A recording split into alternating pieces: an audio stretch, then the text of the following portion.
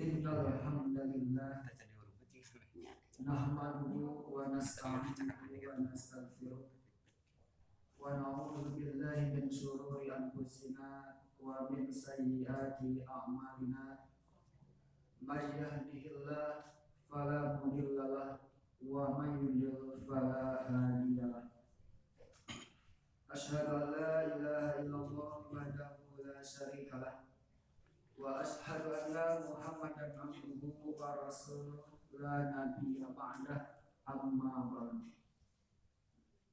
Hadirin ikhwatul iman jamaah pengajian Masjid Asy-Syifa, alhamdulillah pada kesempatan ini kita masih diberikan kesempatan oleh Allah Subhanahu wa taala. Tentunya kesempatan ini ditopang dengan keimanan yang masih diberikan, sehingga dengan kenikmatan iman yang masih ada di dalam diri kita, kita diberi kemampuan untuk mensyukuri nikmat-nikmat Allah yang lainnya.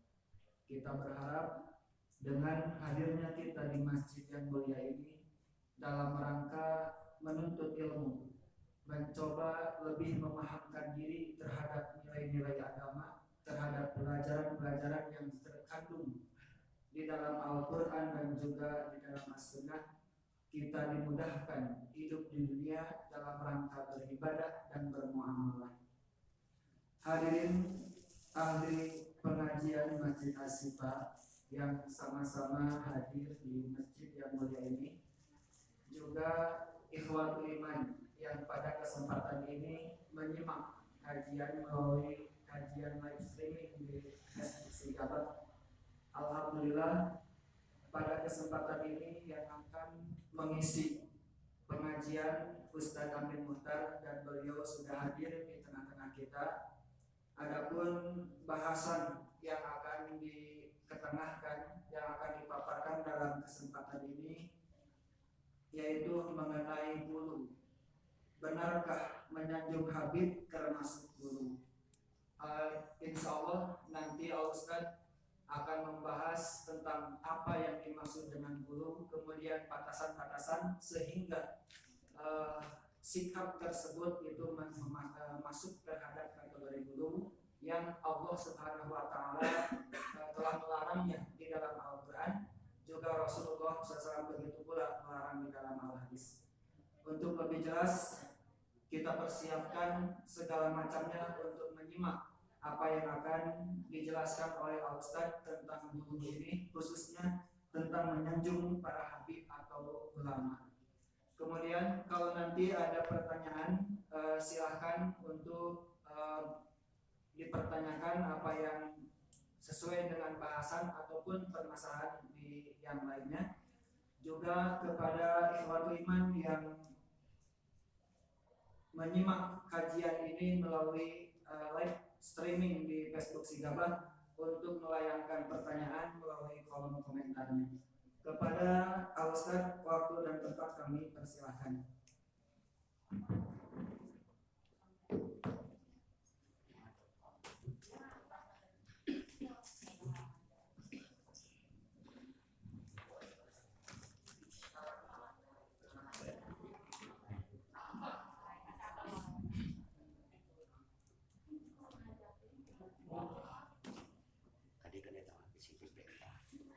Alhamdulillah ala ni'amihi dhahirah wal batinah wa liman wahaditan wa asyhadu an la ilaha illallah wahdahu la syarika lah wa asyhadu anna Muhammadar Rasulullah alladzi la nabiyya ba'da amma ba'd. Faqala Allah ta'ala fil Qur'anil Karim, a'udzu billahi minasy syaithanir rajim. Ya ahlal kitab la taghlu fi dinikum al-ayah. Wa qala Rasulullah sallallahu alaihi wasallam wa iyyakum wal ghuluwa fid din al-hadits.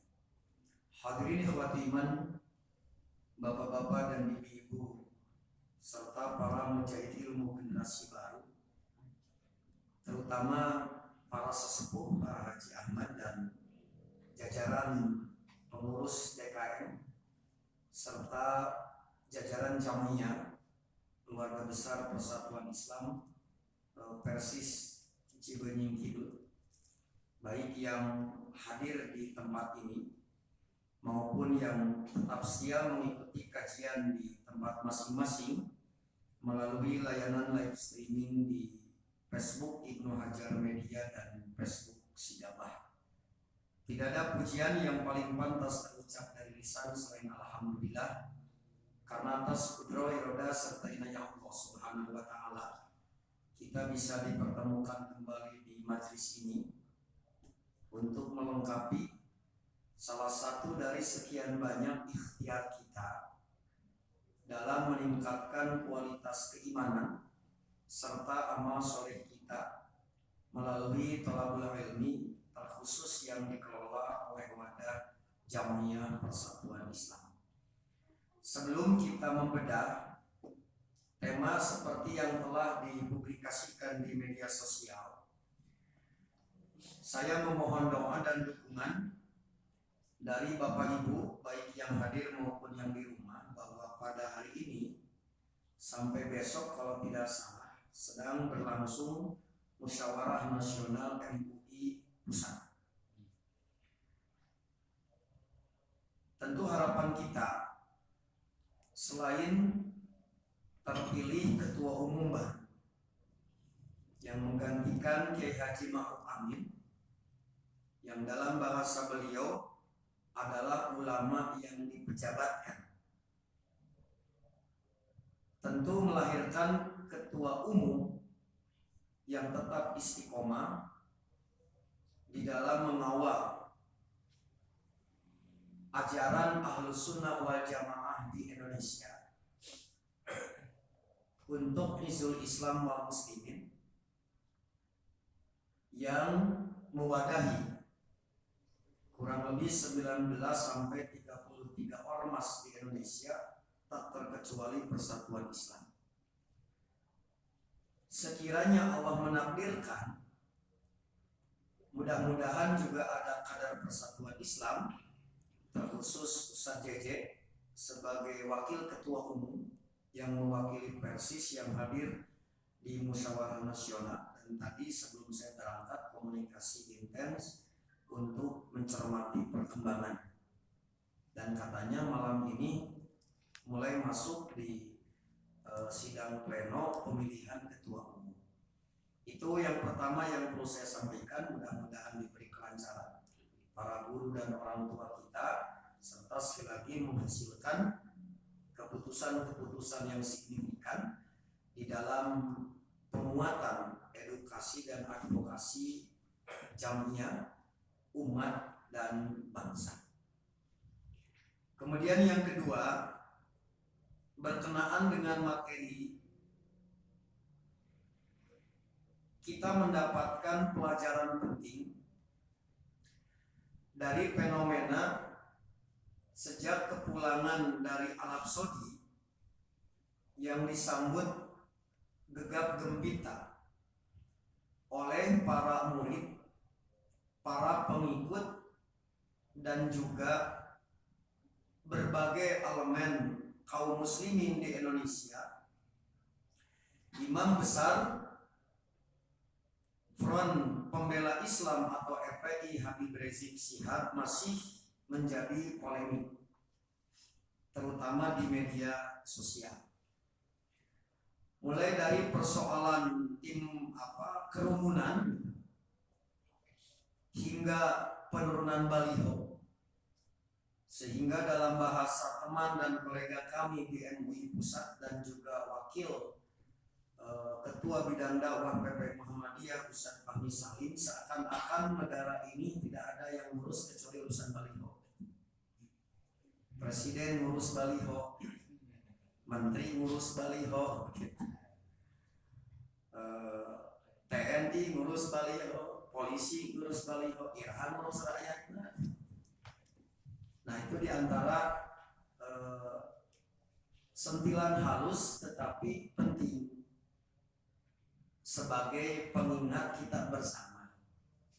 Kalau lupa ada yang lebih utama, segalanya menjadi FPI.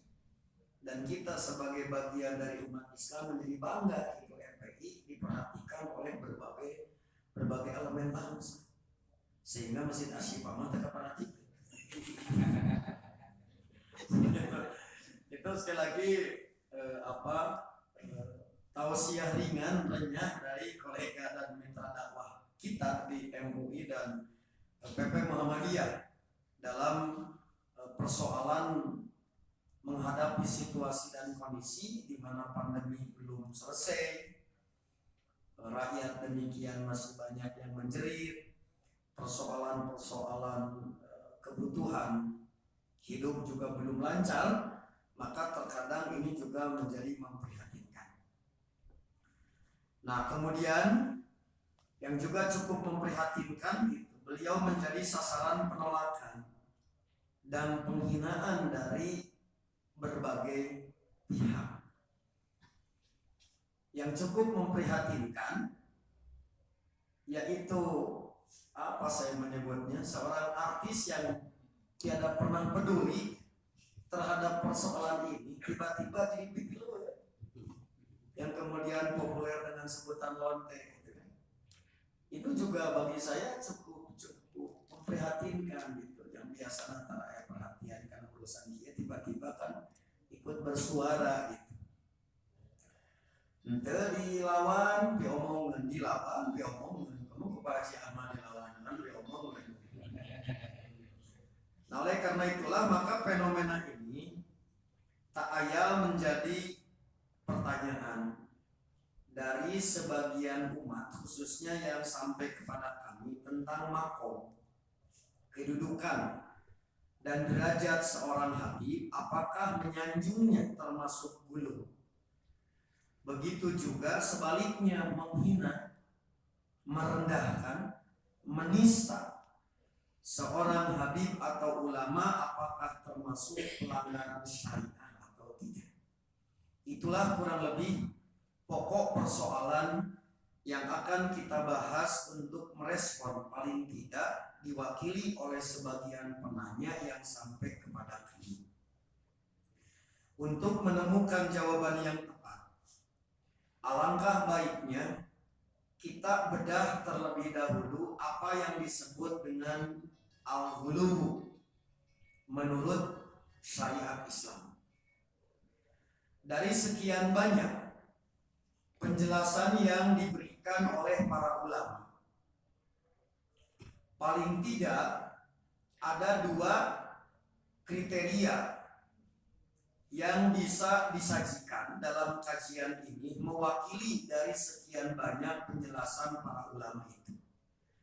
Misalkan penjelasan Imam Ar-Raghib Al-Asbahani di dalam kitabnya Al-Mufradat fi Gharibil Quran di halaman 613 dan Al-Hafidz Ibnu Hajar Al-Asqalani di dalam kitabnya Fathul Bari di jilid 13 halaman 278.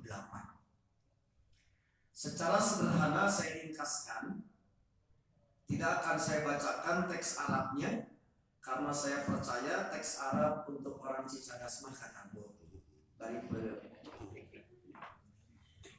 Jadi gulu adalah sikap melampaui batas kebenaran. Saya ulangi, gulu adalah sikap melampaui batas kebenaran. Maka padanan kata untuk sesuatu yang melampaui batas bisa menggunakan bahasa ifrat atau nabi bid'ah. Nah, biasanya kalau bid'ah itu lebih kepada keyakinan dan ritual, kalau gulu biasanya lebih kepada sikapnya. Nah, maka sesuatu yang berlebih-lebih dari kebenaran pasti akan keluar dari jalur yang lurus.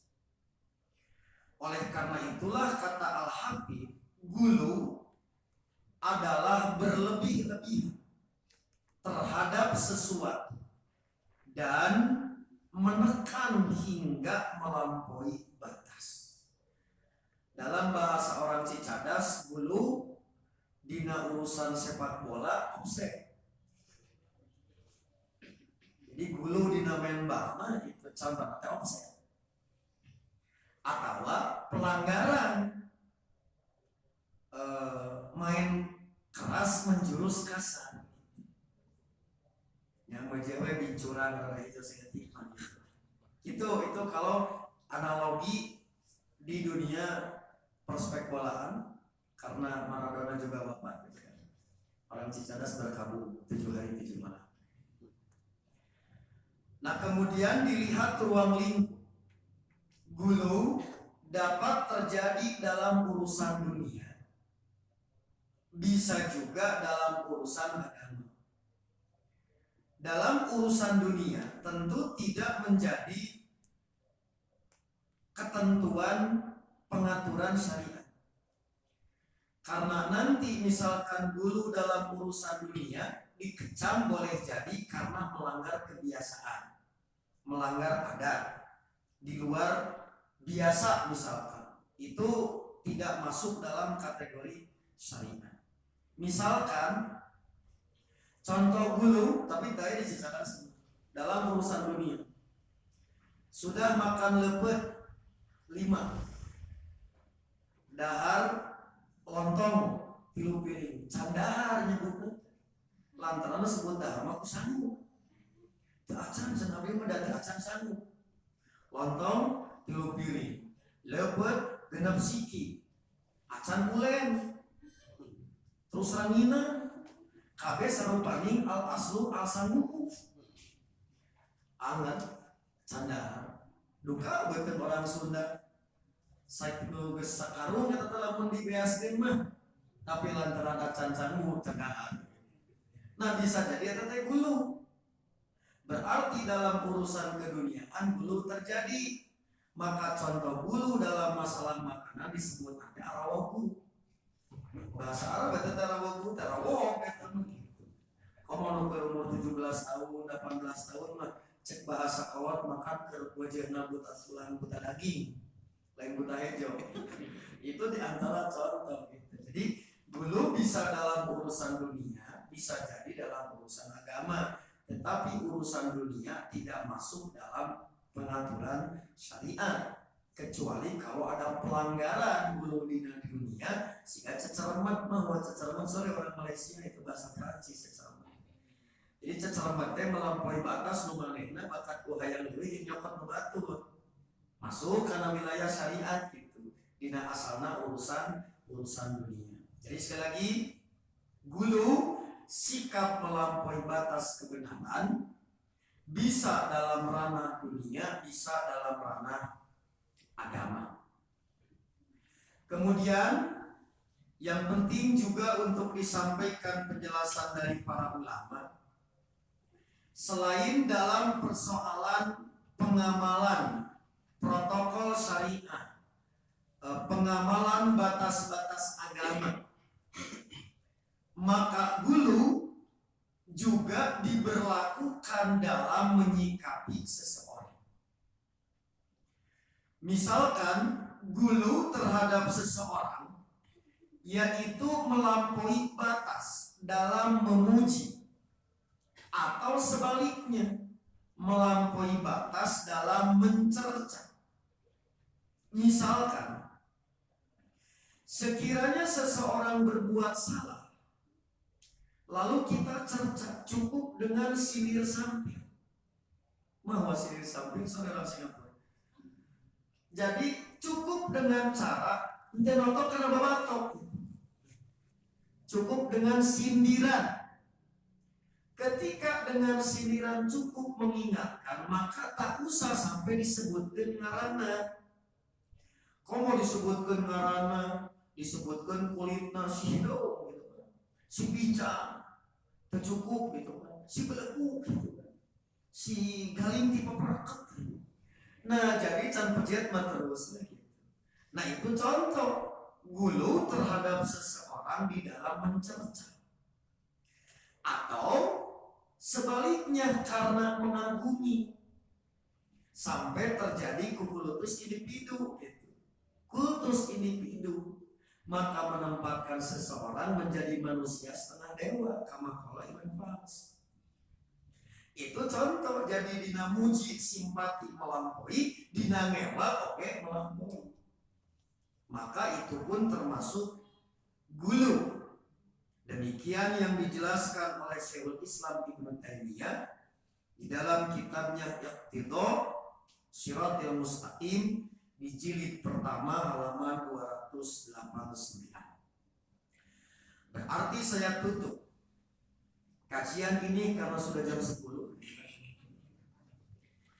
Dalam bahasa lain yang disebut dengan gulu terhadap seseorang, mengangkat seseorang melebihi dari kedudukan yang sepantasnya, seperti mengangkat seseorang, seorang nabi atau orang-orang soleh diangkat sampai makom ketuhanan, dari nubuah sampai ilahiyah.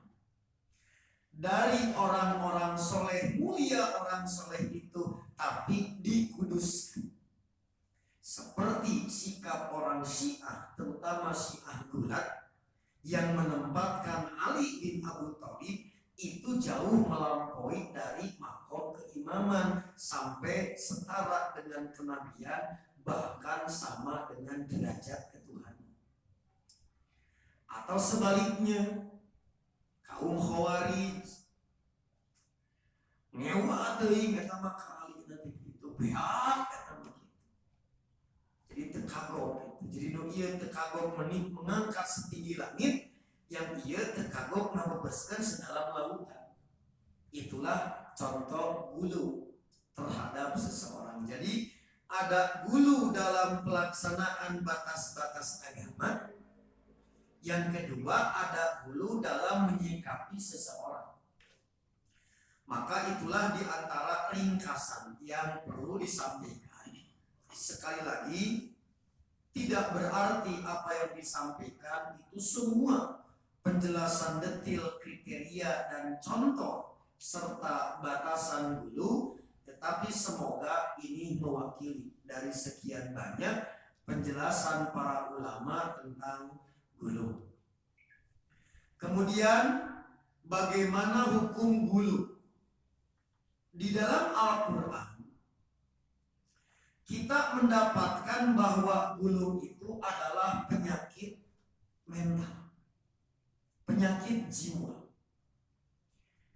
Ini diidap lebih dulu oleh umat-umat sebelum umat Nabi Muhammad. Bahkan grade atau level gulu mereka itu sudah melampaui stadium 4. Numua cager dipariksa kesantu Yusuf. Ini seperti yang ditujukan oleh orang-orang Yahudi dan Nasrani. Jadi sekali lagi dilihat dari sisi fenomena sosial dan keterpurukan moral, gulu penyakit jiwa yang sudah diidap sebelum umat Muhammad ada oleh umat-umat sebelumnya.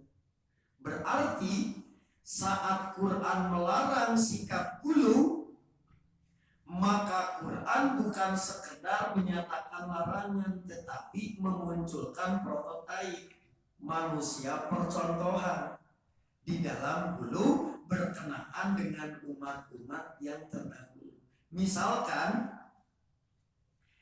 yaitu firman Allah di dalam surat An-Nisa ayat 171, ya ahlal kitab la taghlu fi dinikum, wahai ahlu kitab, janganlah kamu melampaui batas dalam agama. Wala taqulu 'alallah illal haqq, dan janganlah kamu mengatakan terhadap Allah kecuali yang benar. Innamal masihu Isa bin Maryam Rasulullah wa kalimatuhu al-oha ila Maryam wa ruhum minhu. Sesungguhnya Al-Masih Isa putra Maryam adalah utusan Allah dan yang diciptakan dengan kalimatnya yang disampaikannya kepada Maryam dan dengan tiupan roh darinya. Berkenaan dengan larangan gulu di dalam surat An-Nisa ayat 171, maka Al-Hafidz Ibnu Katsir di dalam kitab tafsirnya mengatakan Allah melarang ahlul kitab melampaui batas dalam beragama. Misalkan kata Imam Ibnu Katsir, contoh kaum Nasrani. Di antara bentuk kaum Nasrani melampaui batas agama, yaitu mereka melampaui kewajiban iman terhadap Isa. Maka mereka melampaui Nabi Isa ditempatkan sebagai Tuhan. Bahkan dalam perkembangannya Nabi Isa dinyatakan sebagai Tuhan anak. Ini diantara contoh, hei ahli kitab, jangan engkau bersikap gulu. Lalu diberi contoh oleh Quran. Di antara gulu orang Nasrani, yaitu beriman kepada Nabi Isa, malah dilampaui batasannya, yaitu menempatkannya bukan sebagai Rasulullah tetapi sebagai Tuhan. Nah, itu contoh penyakit yang diidap oleh umat sebelum umat Muhammad terjadi pada kaum Nasrani. Kemudian juga mereka menyembah Allah, tetapi juga menyembah Isa, termasuk Maria yang kemudian disebut dengan Bunda Maria. Ya, satu nyembah ke Allah tapi ke Isa nyembah. Ini Tuhan Bapa, ini Tuhan Anak dan Bunda Maria. Dua, bukan hanya kepada Nabi Isa, para murid Nabi Isa pun dikuduskan yang disebut dengan Paus. Jadi bukan hanya kepada Nabi Isa, para pengikutnya pun dianggap mulia sampai ditinggikan derajatnya, dianggap menjadi manusia-manusia suci yang kita sebut dengan manusia maksum, yaitu terbebas dari dosa dan steril dari kesalahan. Itu diantara contoh. Oleh karena itulah maka Quran mengingatkan apa yang telah mereka lakukan di dalam surat At-Taubah ayat 31. Ittakhadhu ahbarahum wa ruhbanahum arbabam min dunillah. Mereka menjadikan orang-orang alimnya, ustadznya, alim ulamanya, pendetanya, biksunya sebagai orang-orang yang dianggap Tuhan. Maka mereka mengangkat setinggi langit. Jadi bukan hanya kepada Nabi Isa, tapi juga sampai para muridnya itu dikuduskan. Ini sekali lagi contoh gulu sudah ada di zaman Nabi sebelum Nabi Muhammad, maka Quran mengingatkan kepada umat Muhammad jangan sampai umat Muhammad mengidap penyakit akut seperti itu. Boleh jadi punten deh. Siga orang bakal cinta ke Persib. Gitu. Versi Ibnu Ana, versi lain gitu. Dibuat monumen. Kan pencipta awal mah tahu. Dibuat orang-orang soleh dia dipatungkeun, dipoto, lukisanana ditempel untuk apa? Agar generasi-generasi hidup itu mengenang jasana, keteladanan itu para perintis. Tapi siapa tahu generasi berikutnya tujuan itu karena nama. Maka boleh jadi patung Persik disembah, didewakan karena teu apa. Lantaran teu apa, oh mata dipatung gede, mata dilukiskan oge berarti dianggap suci. Itu terkadang niat baik awal belum tentu nyambung dengan generasi berikutnya. Ini terjadi seperti di zaman Nabi Nuh. Maka yang namanya Suwa Ya'ub itu asal nama orang-orang soleh di zaman Nabi Nuh. Oleh generasi awal dipatungkan, diarcakan, tujuannya apa? Agar menjadi teladan. Tapi orang-orang yang lahir kemudian tidak mengerti sababul kurunyung eta. Maka akhirnya bukan diteladani, tetapi jadi disembah. Mulailah di situ perlu ngahormat, disimpan jauh dari silapareun. Itu zaman Breto Firaun perjaka usurutu ayeuna teu usum ku Samsu. Terus teu usum cepatung telok gitu. Sama zaman Breto usurutu mah itu contoh yang asalnya tadi hanya untuk peringatan jadi diperingati. Padahal niat perintis mah baik, tapi belum tentu ini sama dengan generasi berikutnya. Jadi salah penyikapan. Nah begitu juga dalam konteks Nasrani Yahudi, cikal bakal awal bisa jadi menghormat, tetapi akhirnya melampaui batas. Jadi eta teh nu niatna alus, komo ti awal goreng niatna gitu. Jadi ti awal wae sudah memang tadi ingin mengkultuskan. Ieu mah nu awal gawe bersih niatna. Ternyata oleh generasi berikutnya belum tentu satu frekuensi. Belum tentu tadi seirama, belum tentu seia sekata, ada penyimpangan. Nah itu diantara contohnya. Kemudian diingatkan kembali oleh Allah di dalam surat Al-Maidah ayat 77. Maka kalau di sini selain tadi kaum Nasrani juga diingatkan bagaimana sikap al-ghulu dilakukan oleh kaum Yahudi.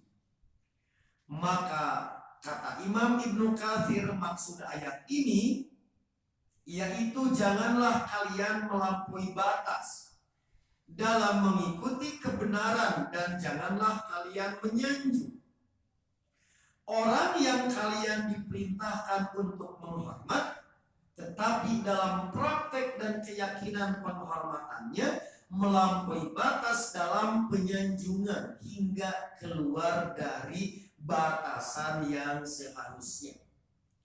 Seperti yang telah kalian lakukan terhadap Al-Masih. Padahal dia adalah seorang nabi dari nabi-nabi Allah, tetapi kalian menjadikannya sebagai Tuhan selain Allah. Hal ini tidak kalian lakukan, melainkan hanya semata-mata mengikuti guru-guru kalian. Namun kudu kitu duka dari mah ngiring ajengan, ngiring panutan. Namun kudu kitu teuing pokona. Nah itu contoh di antara larangan ghulu kepada umat Islam karena telah menjadi musibah besar yang menimpa umat-umat terdahulu. Kemudian Nabi juga mengingatkan melalui sabdanya seperti yang disampaikan oleh Ibnu Abbas. Kata Ibnu Abbas, Rasulullah bersabda kepadaku pada pagi hari di Aqobah. Ketika itu beliau berada di atas kendaraannya. Kemudian kata Nabi, hatil utli, tolong ambilkan beberapa kerikil. Falaqtu lahu hasoyatin hunna hasol al-hadbi. Kemudian aku mengambil beberapa kerikil untuk Nabi yang akan digunakan oleh Nabi untuk melempar. Maka ketika aku menyimpan kerikil itu di tangan beliau, maka beliau bersabda sambil memberi pemisalan dengan kerikil-kerikil. Jadi sebelum dilempar, kerikil itu dipakai menjadi alat belajar, alat demonstrasi. Maka Nabi bersabda sambil memegang kerikil, wa iyyakum wal ghuluwa fiddin. Janganlah kalian berlebih-lebihan dalam agama. Fa innama ahlaka man kana qablakum al-ghuluwu fiddin. Karena yang membinasakan umat-umat terdahulu, orang-orang bangsa-bangsa sebelum kalian, adalah sikap berlebih-lebihan di dalam agama. Bapak Ibu yang dimuliakan Allah, mencermati panduan dari para ulama, menghayati ketentuan peringatan dari Allah di dalam Quran dan juga Rasul di dalam Sunnah, tak berlebihan. Sekiranya kita mengambil kesimpulan sederhana bahwa dari larangan bersikap gulu terhadap Nabi, terhadap orang soleh, terhadap ulama, maka